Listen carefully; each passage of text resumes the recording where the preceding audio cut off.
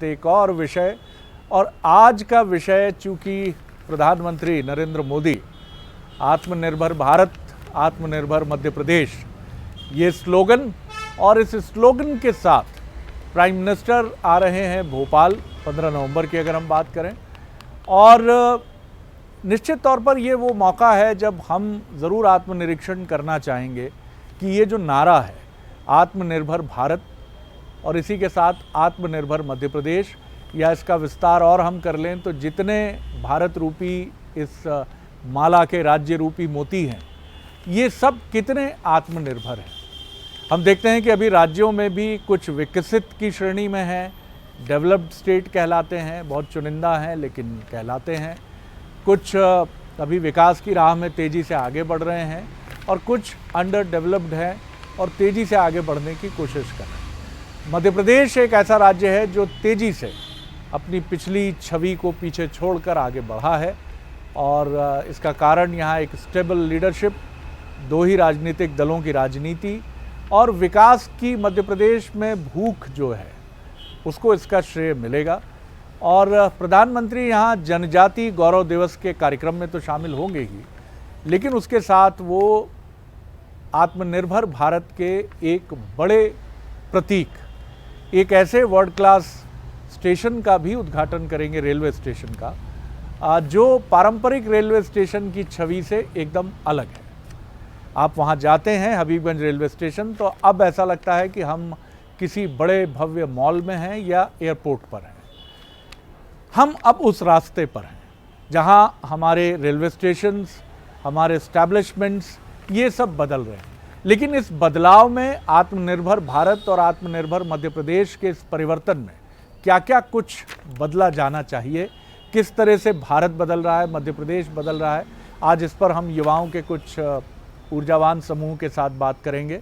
ये युवा अभी संकोची हैं लेकिन बोलते हैं जब तो चीज़ों को पीछे छोड़ते हैं, तो आप इनके संकोच पर मत ठहरिएगा, आप उनकी अभिव्यक्ति, उनके एक्सप्रेशन की तरफ जाइएगा। तो चलिए शुरू करते हैं। नितेश शर्मा है हमारे साथ, पत्रकारिता के स्टूडेंट हैं। माइक्रोफोन बढ़ाइए।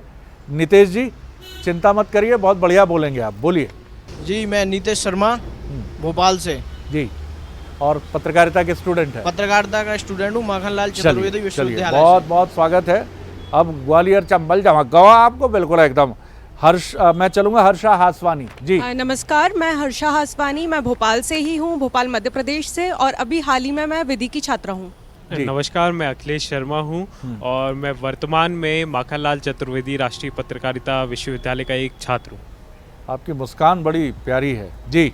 हमारे साथ हैं प्रगति नमस्कार, शर्मा। मेरा नाम प्रगति शर्मा है और फिलहाल मैं माखनलाल चतुर्वेदी यूनिवर्सिटी की स्टूडेंट हूँ और पत्रकारिता की पढ़ाई कर। सभी को बहुत बहुत नमस्कार, मेरा नाम ओम दुबे है। मैं वर्तमान में अपने ग्रेजुएशन BSS कॉलेज से कर रहा हूँ, बैचलर इन फिजिकल एजुकेशन में, और अभी मेरा सेकेंड ईयर चल रहा है। नमस्कार, मेरा नाम शुभम धनगर है और मैं अभी B.Ed का छात्र हूँ। पहले तो आप सभी मुझे ये बताइए कि हबीबगंज रेलवे स्टेशन का नया स्वरूप सबने देखा है, आप सारे लोग होकर आए हैं। आत्मनिर्भर भारत की बात करूं, मैं आप ही की तरफ आता हूं धनगर साहब, तो मुझे ये बताइए कि शुभम धनगर साहब, आत्मनिर्भर मध्य प्रदेश, आत्मनिर्भर भारत और हम दुनिया में जिस हैसियत के साथ आगे बढ़ने की इच्छा रखते हैं, आपको लगता है कि हम क्या तेज़ी से उस तरफ बढ़ रहे हैं? जी हाँ, बिल्कुल। जिस तरीके से हम अभी हमारा हबीबगंज रेलवे के स्टेशन का अनावरण होने वाला है और वो हमारे प्रधानमंत्री मोदी जी आने वाले हैं वहाँ पे, और जिस तरीके से मतलब हमारे भारत ने मोदी जी ने आत्मनिर्भर भारत के लिए जो पिछले साल मतलब जो कोविड के समय बोला था कि हमें अपने देश को आत्मनिर्भर बनाना है और हम कदम भी बढ़ा रहे हैं, उसका सबसे अच्छा उदाहरण मुझे जो लगता है कि जो देश में हमने सबसे पहले मतलब टीकाकरण जिस तरीके से हमने शुरुआत करी और इतने बड़े आबादी को टीकाकरण तक पहुंचाया कि हम अभी 100 करोड़ के लक्ष्य को भी पार कर चुके हैं। तो ये मुझे लगता है कि आत्मनिर्भर भारत की और एक कदम है कि हमें बिना किसी दूसरे देशों की मदद लिए बहुत अच्छी बात, और हम भारत मतलब खुद अपना टीकाकरण अपने बड़ी आबादी को पहुँचा पाया। तो ये मुझे लगता है कि सबसे अच्छी बात ये भी है शुभम, आपने बहुत अच्छी बात पॉइंट आउट की कि हमने जिस तरह से कोविड के खिलाफ लड़ाई लड़ी, ख़ासतौर से वैक्सीनेशन की, वो कमाल की लड़ाई रही। और अभी तो हमने रिपोर्ट भी पढ़ी कि हमारे टीके के बाद बहुत ही नॉमिनल है मोर्टेलिटी रेट, जबकि एक कंट्री नाम नहीं लूँगा मैं, वहाँ के टीके की रेट जो है वो मतलब फियर पैदा करती है कि इस कंट्री का टीका लगे ना लगे। खैर वो अलग बात है, हमारा मकसद नहीं है किसी को क्रिटिसाइज़ करना।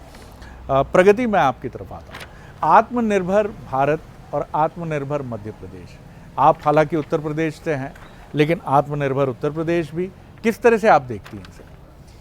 मेरा मानना ये है कि आत्मनिर्भर मतलब कि हम उन सारी चीज़ों को बना सकें, मतलब हमारे भारत में इतनी क्षमता होनी चाहिए जिन चीज़ों का हम इस्तेमाल करते हैं वो हम खुद बना सकें।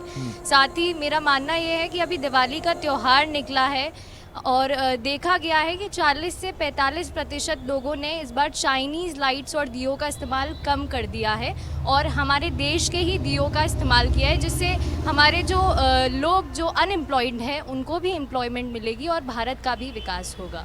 तो मेरा मानना यह है कि हमें खुद भी आत्मनिर्भर होना चाहिए और हमारे देश को भी आत्मनिर्भर होना चाहिए। ये बात आपने बहुत अच्छी कही और इस बार मैंने दिवाली पर दियों को लेकर या स्वदेशी थीम को लेकर जितने सुंदर और मन को छूने वाले विज्ञापन देखे, इसने ये बताया कि बात सही है। हम एक दूसरे की तरफ हाथ भी बढ़ा रहे हैं और ये भी सोच रहे हैं कि किस तरह से हमें आगे बढ़ना है। अखिलेश, आप क्या जोड़ेंगे इसमें? सर साथ ही साथ मैं डिफेंस को लेके भी कहूँगा कि DRDO जिस प्रकार से दिन प्रतिदिन प्रगति करते जा रहा है, इसरो दिन प्रतिदिन प्रगति करते आ रहा है और हाल ही में हमने देखा है कि हमने 100 सैटेलाइट एक साथ भेजी थी और वो अपने आप में आत्मनिर्भरता की हमारी अलग पहचान बना चुका है पूरे विश्व में। और अनेक ऐसे देश हैं जो अब भारत के पीछे खड़े हो गए हैं कि भाई अब हमें भी आत्मनिर्भर बना दो, आप तो बन ही रहे हो, हमें भी बनाते जाओ। तो आत्मनिर्भर एक अलग ही प्रगति पे चले जा रहा है। आत्मनिर्भर बनाने की पूरी जिम्मेदारी सरकारों के ही कंधों पर है, मोदी जी के कंधे पर, शिवराज जी के कंधे पर। आपके हमारे दायित्व की चर्चा अभी तक किसी ने नहीं की। दुबे जी, आपकी तरफ आता हूँ मैं। ओम दुबे साहब हैं हमारे साथ। एक नागरिक किसी भी देश का और उस देश की पूरी आबादी, वो भी बहुत महत्वपूर्ण रोल प्ले करती है। जैसे इजराइल एक बहुत छोटा सा देश है, लेकिन वहाँ का जो भाव है वहाँ के लोगों का, वो बड़ा अद्भुत है। इसी तरह दुनिया के कुछ और देश मुझे ध्यान आते हैं जहाँ ये भावना बड़ी कूट कूट कर भरी है कि मेरा देश। किसी ने अगर सड़क पर केले का छिलका या कागज़ का रैपर भी फेंक दिया तो वो कहता नहीं नहीं, हमारे देश में ये नहीं होता साहब, प्लीज़ ध्यान रखिए, और ख़ुद उठाकर वो उसको डस्टबिन में डालता है। ये सारी चीज़ें सरकार से लोगों तक जब आती हैं तो बहुत कुछ बदल जाता है। हम मानते हैं सरकार ही करेगी, इस पर आपकी राय? सर जैसा कि अभी पिछले 1-1.5 साल से बातें चल रही है आत्मनिर्भर भारत की, तो जैसे मेरा भी यही मानना है कि सिर्फ सरकार की जिम्मेदारी नहीं है कि आत्मनिर्भर भारत की बात हो। अब as a citizen of India हमारा नागरिक होने का ये भी कर्तव्य बनता है कि जो ये सब बात करते हैं वोकल फॉर लोकल की, जो लोकल वेंडर्स की हमें मदद करनी चाहिए, ये करनी चाहिए। अब बहुत बार क्या होता है सर, जो बाहर की, जैसे एग्जांपल है रेस्टोरेंट फ्रेंचाइज, लोगों को खाने जाना है या सिनेमास वगैरह जाना है तो वो ज़्यादातर प्रेफर करते हैं बाहर की फ्रेंचाइज देखना। अब मैं कोई पर्टिकुलर नाम नहीं लेना चाहूँगा, सही बात जी। मगर अब जैसे हमारे बहुत से, चलो अपन मेन सिटी की बात नहीं करते, आउटर एरिया में रोड साइड ढाबास हैं, स्ट्रीट फूड के ठेले वाले हैं। अब बहुत ऐसा भी कर सकते हैं अपन कि एक हाई फाई रेस्टोरेंट की जगह कभी ढाबे का भी टेस्ट करके देखें। आप कितनी बार जाते हैं ढाबाज में? मैं मतलब जब भी ऐसे भोपाल के बाहर जाने का हुआ। ढाबा में पिज्ज़ा बर्गर तो मिलता नहीं? नहीं सर। आप खाते हैं पिज्ज़ा बर्गर? नहीं सर। नहीं खाते सर? बड़ी मासूमियत से बोल रहे हो यार, सही बोलो यार सर। ऐसा थोड़ी है, कैमरा सामने है तो आप नहीं सर, जो मज़ा मटर पनीर में है ना वो पिज्ज़ा बर्गर में नहीं आ पाता। अरे गुरु, इसमें तो डिप्लोमेसी नज़र आ रही है कुछ। नहीं सर, मगर जो ढाबे वाला रहता है, अब ढाबे वाले कैसे कंपटीशन करें इन लोग से? आपका बहुत अच्छा पॉइंट है जिसको मैं बहुत अच्छे से गॉट इट कर पाया और आप सब भी समझ पाए होंगे कि अगर मैं नाम भी ले लेता हूँ, स्टारबक्स चेन आती है हमारे यहाँ, कॉफ़ी चाय, ठीक है ना सब, लेकिन अगर हमारे यहाँ इंदौर का पोहे वाला पूरे मध्य प्रदेश में उसकी एक चेन हो, बड़ा ब्रांड हो, एक खिला हुआ पोहा, उसमें बढ़िया नमकीन, कतरी हुई हरी धनिया और बढ़िया फ्रेश नींबू और एकदम ताज़ा, और स्वाद वही जो इंदौर में टॉप क्लास पोहे वाले के यहाँ मिलता है। अब इन चेन्स को कोशिशें तो चल रही हैं, लेकिन मुझे लगता है कि सरकार को प्रमोट करना चाहिए चेन वाला। जैसे हमारा सांची है मध्य प्रदेश का ब्रांड, ऐसे ही किसी पोहे वाले का भी हमें प्रमोशन सरकार को करना भी चाहिए, और ऐसे जो उद्यमी लोग हैं उनको भी आगे आना चाहिए कि वो अपने इस फन को, अपने इस हुनर को लेकर आगे बढ़े, कि गांव में पैदा होने वाला कोई भी प्रोडक्ट, गांव में उत्पन्न होने वाला कोई भी फसल हो, शुद्ध घी हो, गुड़ हो, तिल हो, मोटे अनाज हो, लेकिन ये जब किसी बड़े ब्रांड में आते हैं तो उनकी कीमत बड़ी। आप इसे किस तरह एड्रेस करती हैं, देखती हैं? सर, ग्रामीण क्षेत्रों की बात की जाए कि उनके प्रोडक्ट्स को भी बढ़ावा मिलना चाहिए, तो इससे अभी मुझे ध्यान आया कि मध्य प्रदेश के ही ढिंडोरी, भोपाल के ही ढिंडोरी क्षेत्र में, मध्य प्रदेश के ट्राइबल डोमिनेटेड एरिया है जी, आदिवासियों के लिए, महाकौशल रीजन, हाँ, आदिवासियों ने जो खुद से फसल उगाई है उसको, कोदो कुटकी, जी, वो अपना उससे खुद बिस्किट्स बना रहे हैं, चीनी बना रहे हैं, बेच रहे हैं। और जो वो बेरोजगार थे, कोविड के टाइम पे उनके पास काम नहीं था, फाइनली वो काम कर रहे हैं, और इवन सैनिटरी पैड्स भी बेच रहे हैं, जागरूक कर रहे हैं। तो मुझे लगता है धीरे धीरे लोगों में भी जागरूकता बढ़ती जा रही है। वो लोग ग्रामीण आदिवासी क्षेत्रों में और सभी इन प्रोडक्ट्स को भी बढ़ावा मिल रहा है, और लोग धीरे धीरे समझ रहे हैं। और आपको ये भी पता होगा कि कोदो कुटकी ट्राइबल जो हमारी आबादी है आदिवासियों की, उसका एक बढ़िया खाद्य पदार्थ है, अनाज है, और ये बहुत ही हाईली, इसकी प्रोटीन वैल्यू और इसका न्यूट्रिशन वैल्यू जो है वो बड़ा मजबूत है, बड़ा स्ट्रांग है। अभी आप पूरी दुनिया में सुन रहे होंगे कि रोटी छोड़ो और मोटे अनाज की तरह गेहूं को छोड़ो, क्योंकि गेहूं जो है वो कई सारी प्रॉब्लम्स को, ऐसा माना जा रहा है, ऐसा दावा किया जा रहा है कि वो कई सारी प्रॉब्लम्स को पैदा करता है। इसीलिए या तो मिक्स अनाज खाने की बात हो रही है, या मोटे अनाज को, यानी ज्वार, बाजरा, कोदो, कुटकी। ग्रामीण जीवन क्यों स्वस्थ रहता है, ये भैया हमारे जानते होंगे। जैसा आपने बताया है कि ये 4-5 अनाजों को मिला के रोटी बनाई जाती है, उससे क्या है कि जो पाचन क्रिया होती है वो बहुत बेहतर रहती है। आप खाते हैं माशाल्लाह, सेहत देख के तो लग रहा है कि मिक्स अनाज खाए पिए खानदान के हैं। बढ़िया।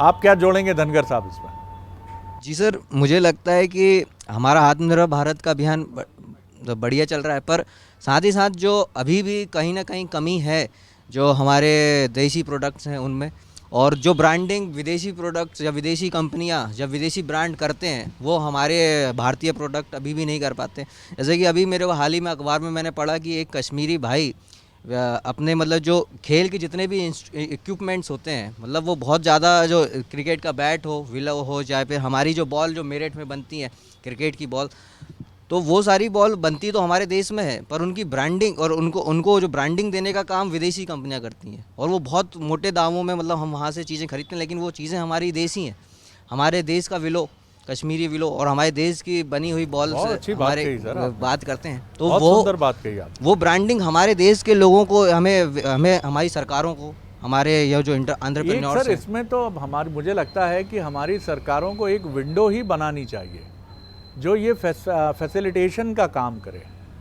कुछ समय पहले हम बस्तर में थे, हमारा एक कार्यक्रम था वहाँ, हमने देखा कि वहाँ महुए के लड्डू बनते हैं, और वो अमेज़न और फ्लिपकार्ट पर आते ही हैं, और मुश्किल से, जैसे आप कहते हैं ना, बड़ा अच्छा मोबाइल है, बड़ा अच्छा टीवी है, आते ही बिक गया। तो वो जो महुआ के लड्डू हैं वो बड़े पौष्टिक होते हैं, तो वो आते ही तुरंत बिक जाते हैं। अगर आपने ज़रा सी चूक की ऑर्डर करने में तो आपको वेट करना पड़ेगा। और अमेरिका में एक NRI ने वो लड्डू, जिसकी कीमत भारत में 5, 7 या 15 रुपये, 10 रुपये होगी, उसने 500 रुपये में अमेरिका में ख़रीदा, और बहुत भावुक होकर उसने कहा कि मुझे मेरा बस्तर याद आ गया। बस्तर का रहने वाले रहे वो। तो अगर इस तरह का एक, जैसे हमारे बुदनी के खिलौना, लकड़ी का खिलौना बनता है होशंगाबाद के पास, कभी सुहागपुर की सुराही बड़ी फेमस हुआ करती थी, यानी वहाँ घड़े और सुराहियाँ जो बनती थी। इसी तरह बहुत सारी मध्य प्रदेश की चंदेरी साड़ियों की बात करिए, महेश्वरी प्रिंट की बात करिए, बाघ प्रिंट की बात करिए, और इसी से खान पान की जो चीज़ें, रतलामी सेव का कोई जवाब नहीं है ना, मुरैना और ग्वालियर की गजक और भिंड के पेड़े, और की जो महक है गुलाब की, वो तो नथुनों में भर जाती है बिल्कुल। तो ये जो चीज़ें हैं, अगर इनको एक बड़ा मार्केट मिलेगा, एक बड़ा बाज़ार मिलेगा, तो कल हमें पता चलेगा कि अमेरिका में जो बाइडन भी nice peda, what do you से, पेड़ा पेड़ा नाइस पेड़ा फ्रॉम बेंड। तो ये जो चीज़ है इसकी तरफ हमें बढ़ना होगा। आप क्या जोड़ेंगी हासवानी, हर्षा? जी, मेरा मानना ये है कि जब हम मध्य प्रदेश की बात करते हैं तो मध्य प्रदेश में हम देखते हैं कि एक बहुत बड़ा समुदाय है जो कि जनजातीय समुदाय है। तो हम उनको देखते हैं, उनका जो इम्यून सिस्टम है वो बहुत तगड़ा माना जाता है, मतलब बहुत बेहतरीन माना जाता है उसको।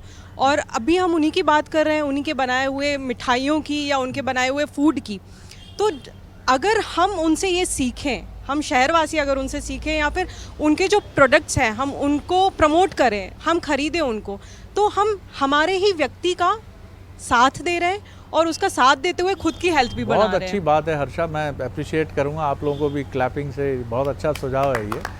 और शिवराज जी, आप हमेशा ग्रामीण जनजीवन से तो आप आते ही हैं और आप जाते भी हैं, जब भी अपने दौरों पर तो आप किसी ग्रामीण परिवार में रुकते हैं।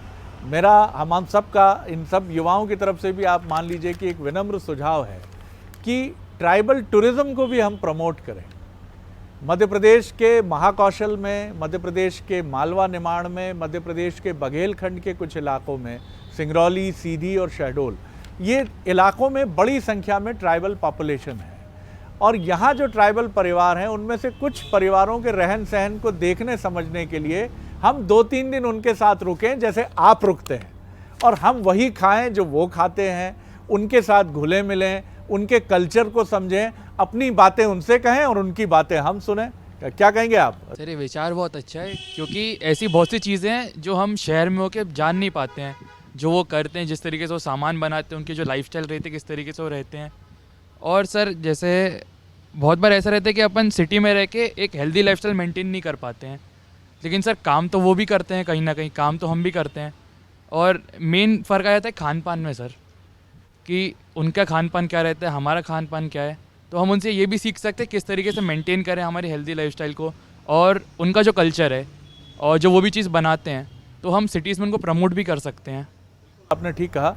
और आप और हम सब जानते हैं, अखिलेश की तरफ मैं आऊँगा, कि आदिवासी हरी सब्जियां या भाजी बहुत खाते हैं, चाहे वो लाल भाजी हो, उनके जनजीवन में, चाहे छत्तीसगढ़ हो चाहे मध्य प्रदेश हो, आप ग्रामीण जनजीवन को देखेंगे, उससे उनकी इम्यूनिटी और उनके तरीके काफ़ी, उनके लाइफस्टाइल बड़ी मजबूत रहती। लाइफस्टाइल से मतलब मेरा ये है कि उनकी हेल्थ की लाइफस्टाइल बड़ी मजबूत होती। सर एक तो 2-3 कारण है इसके। पहला कारण यदि हम देखें तो उनकी मेहनत वो बहुत ज़्यादा करते हैं। ऐसा नहीं कि शहर के लोग नहीं करते, लेकिन वो भी करते हैं, लेकिन उनमें इम्यूनिटी बहुत अच्छी होती है। और इसके प्रमाण हम कोरोना काल में भी देखे हैं कि कोरोना में जितने इम्पैक्ट हमें शहरी में देखने के मिले हैं उतने गांव में नहीं मिले। तो ये एक बड़ा कारण है कि उनकी इम्यूनिटी बहुत बूस्ट है, पहले से ही बूस्ट है। और ये अपने आप में एक अच्छा प्रतीक भी है मध्य प्रदेश के लिए, क्योंकि मध्य प्रदेश दूसरा सबसे बड़ा क्षेत्र है जहाँ जनजाति बहुत अधिक संख्या में निवास करते हैं। और ये एक गौरव की बात है मध्य प्रदेश के लिए, और हम सभी को इसको प्रमोट करना चाहिए निश्चित तौर पर। और एक और बड़ा अहम सवाल मेरे दिमाग में आता है, वो ये आता है कि हमें आत्मनिर्भर होना है, हमें डेवलप्ड होना है, लेकिन असंतुलन के साथ ये विकास नहीं होना चाहिए। आमतौर पर हम देखते हैं कि ये विकास कई बार उस तरफ चला जाता है कि जो गरीब है वो गरीब हो गया और जो रिच है वो और रिच हो गया। और दूसरा जो हमारी ट्राइबल संस्कृति है, जो हमारा आदिवासी जनजीवन है, ग्रामीण जनजीवन है, उसको सुरक्षित रखते हुए हम कैसे आगे बढ़ें। तो हमें अपने विकास में अपने ग्राम्य जनजातीय जनजीवन को बहुत अहम स्थान देना होगा। प्रगति, तुम क्या जोड़ोगी? सर मेरे अकॉर्डिंगली जैसे कि बहुत सारी चीज़ें हैं जो हम देखते हैं, हम चाइना से या इधर उधर से लेते हैं, पर ऐसा नहीं है कि हम इंडिया में उन चीज़ों का निर्माण नहीं होता है। जैसे हम टॉयज़ की बात करें, आधे से ज़्यादा टॉयज़ पे हम देखते हैं मेड इन चाइना लिखा होता है।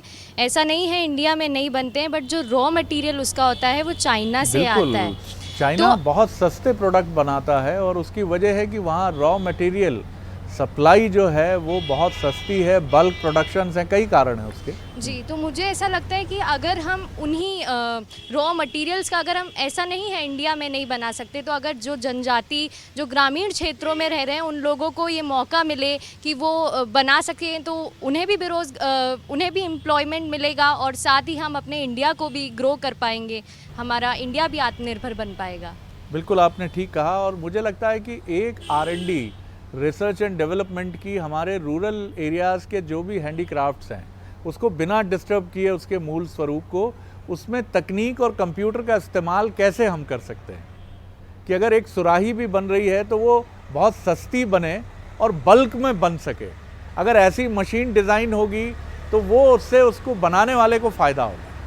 अभी वो बहुत मेहनत कर रहा है, एक साड़ी बना रहा है। हस्तशिल्प के विलुप्त होने की बड़ी वजह आप सब जानते होंगे, कम होने की बड़ी वजह यही है कि एक साड़ी बनाने में हाथ से महीनों लग जाते हैं और उसकी लागत होती है 15,000 से लेकर 50,000 तक, और कोई ख़रीदार बाज़ार में इतनी महंगी साड़ी के लिए तैयार नहीं होता। अगर तकनीक से हम इसी काम को सस्ता करें तो मुझे लगता है हमारा हस्तशिल्प जो है बहुत ज़्यादा उपयोगी होगा। जी धनकर साहब, फिर मैं हर्षा की तरफ आऊँगा। जी सर, बिल्कुल। अगर हम उनको अगर टेक्नोलॉजी भी प्रोवाइड करवाएं, मतलब उनके जो देसी जिस तरीके से वो बनाते हैं, तो वो बहुत मतलब तेज़ी से विकास कर सकता है। मुझे मतलब याद आता है कि अगर हम साथ साथ ग्रामीण जो अभी जो हम जिस तरीके से खादी को मतलब प्रमोट करना चाहिए, जो कि मतलब जो गाँव जनजातीय जीवन से भी जुड़ा हुआ है और हमारे ग्रामीण जीवन से भी जुड़ा हुआ है, अगर उसको हम उस खादी को अगर फिर से वापस अपने मतलब लाना चाहते हैं, तो उसको एक ब्रांडिंग और एक मतलब एक टेक्नोलॉजी से माध्यम से अगर हम उसे जोड़ें, तो हम अपने खादी जैसे बहुत लोग अपना रहे हैं और आगे भी और लोग अपना सकते हैं उसको। साथ ही साथ कुछ जैसे प्लास्टिक, जो हमारे जनजातीय लोग हैं, मध्य प्रदेश के जो जनजातीय वहाँ पे लोग हैं, वो प्लास्टिक के लिए एक बहुत अच्छा अल्टरनेटिव बन सकते हैं, प्लास्टिक से बनाए हुए सामान का। जब मैं एक मतलब गांव गया तो वहाँ पे मैंने देखा कि वो हम जिस प्लास्टिक की कुर्सियों पर बैठते हैं बड़े शान से, लेकिन वो वहाँ पे जो भूसे के मतलब माध्यम से उन्होंने एक बहुत मतलब बढ़िया मतलब बैठने के लिए जगह बनाई थी, मतलब स्टूल जैसे बनाए हुए थे। और वो मुझे लगता है कि अगर इस तरीके की अगर हम चीज़ों का अगर प्रयोग करें तो हम ना सिर्फ पर्यावरण के लिए भी सोच पाएंगे। और क्या डेवलप किया था सिटिंग वगैरह के लिए? मतलब भूसे के माध्यम से उन्होंने एक कुर्सी बनाई हुई थी, जिसमें मतलब नीचे बांस और भूसे का प्रयोग करके उन्होंने कुर्सियाँ बनाई। प्लास्टिक फ्री था पूरी तरह। जी। तो ये आपने बहुत अच्छी बात की। जी आप क्या कहेंगे शर्मा जी? जी सर, इसका सबसे बड़ा उदाहरण जैसे आज अपने को देखने को मिलता है, कोरोना काल में जब N95 मास्क आया तो कितना महंगा था। जब गांव-गांव में ये कपड़े से बनाए गए तो आसानी से 5 रुपए 2 रुपए इतने में उपलब्ध हो सकें, तो ये सबसे बड़ा उदाहरण है आत्मनिर्भरता का। जी, तो आप मानते हैं कि जिस तरह से इसको गांव-गांव तक अगर हम पहुंचाएं तो ये चीज़ बेहतर होगी। जी सर, जैसे कि अभी बात हो रही थी कि अब मतलब ऐसे गांव वालों ने बनाया था कि उन लोगों ने अपनी चेयर बनाई, ये बनाई। सर साइंटिफिकली देखा जाता है कि जो बड़ी बड़ी कंपनीज तो मैट्रेस बनाती हैं, जो बहुत सॉफ्ट मैट्रेस बनाती हैं, वो लॉन्ग टर्म यूज़ के हिसाब से अपनी बॉडी के पॉस्चर के लिए भी सही नहीं रहती, क्योंकि बहुत टाइम तक सोते हैं तो अपनी जो बैकबोन की पोजीशन रहती है वो बहुत ज़्यादा टाइम पीरियड के लिए 7 से 8 घंटे के लिए बहुत टेढ़ी मेढ़ी रहती है, बहुत सॉफ्ट रहती है, तो वो बहुत लॉन्ग टर्म हेल्थ के लिए भी अपने उसके नुकसान बहुत हैं। और वहीं दूसरी तरफ देखा जाए तो सर ये प्रूव हो चुकी चीज़ है कि जो खाट बनती है, जो लकड़ी और रस्सियों से खाट बनी जाती है, वो अपने बॉडी के पॉस्चर के लिए भी अच्छी है। तो अगर किसी माध्यम से हम इस चीज़ को प्रमोट करने आगे बढ़ें। बिल्कुल ठीक है, रिसर्च और R&D की बात है। जी कंक्लूडिंग रिमार्क आपका अखिलेश। सर यदि हम ओवरऑल देखें तो हमें ये साफ साफ नज़र आता है कि हम आत्मनिर्भर बन चुके हैं और इसको बस हमें थोड़ा सा बूस्ट करने की ज़रूरत है। यदि हम देखें प्लास्टिक फ्री बनाना है, हमारे पास अल्टरनेटिव है। हम अपने ग्रामीण भाइयों बहनों से कह सकते हैं, वो हमारे लिए तैयार कर देंगे हमारी हर चीज़। हमारी लार्जेस्ट बैम्बू प्रोडक्शन वाले कंट्री हैं। बिल्कुल सर, बिल्कुल। बांस बहुत फ्लेक्सिबल भी है। बिल्कुल जी। बांस से बनने वाली अत्यधिक सामग्रियों का हम उपयोग कर सकते हैं, वो सस्ते, सरल और सहज तरीके से हमें मिल जाते हैं और हमारे जितने भी भाई बहन, आदिवासी भाई बहन हैं, उसे सरलता से बनाते हैं। इससे 2 काम होंगे, एक तो उनके पास धन होगा तो उनका धन बल बढ़ेगा, साथ ही उनका मनोबल भी बढ़ेगा कि हम उनको अप्रिशिएट कर रहे हैं। तो ये अपने आप में बहुत बड़ी बात। 2-3 और बड़ी इंपॉर्टेंट चीज़ें हैं जिस पर प्रधानमंत्री और मध्य प्रदेश के मुख्यमंत्री की निगाह है ही, होनी ही चाहिए। पहली चीज़ तो ये है कि जैसे किसी भी खेल में ऑलराउंडर का बड़ा इम्पोर्टेंस होता है, वैसे ही अगर किसान जब तक फसलों पर निर्भर करेगा तब तक उसकी मुसीबत हल नहीं होगी। अगर वो फसल उगाने के साथ कोई प्रोडक्शन भी कर रहा है, चाहे वो बांस के फर्नीचर का हो या किसी हस्तशिल्प का हो, तो ये उसकी उपयोगिता बढ़ाएगा कि साल में जब वो 2-3-4 महीने फ्री होता है तो उसके पास दूसरा विकल्प है। लेकिन अब ये राइट टाइम है, ये आने वाले मुझे लगता है 20 साल भारत के लिए बहुत महत्वपूर्ण है। और ये 20 साल सिर्फ सरकारों के लिए महत्वपूर्ण नहीं है, केंद्र और राज्य सरकारों के लिए, मध्य प्रदेश सरकार के लिए ये महत्वपूर्ण है, इन चमकते चेहरे वाले नौजवानों के लिए, क्योंकि इनको भी अपना एक्टिव पार्टिसिपेशन देना पड़ेगा। भारत एक युवा देश है, आपको आगे आकर विकास में, आत्मनिर्भर भारत में, आत्मनिर्भर मध्य प्रदेश में अपना कंट्रीब्यूशन देना होगा और ये मानना होगा कि आपका जो भी स्किल और हुनर है आप उसको अपने देश, अपने प्रदेश के डेवलपमेंट में लगाएं। बहुत धन्यवाद, बहुत शुभकामनाएं, बड़ा मज़ा आया आपसे बात करके। बोलो बोलो मुंह तो खोलो के आज के एपिसोड में इतना ही। अगली बार एक और नया एपिसोड नए विषय के साथ आपसे मिलेंगे। नमस्कार।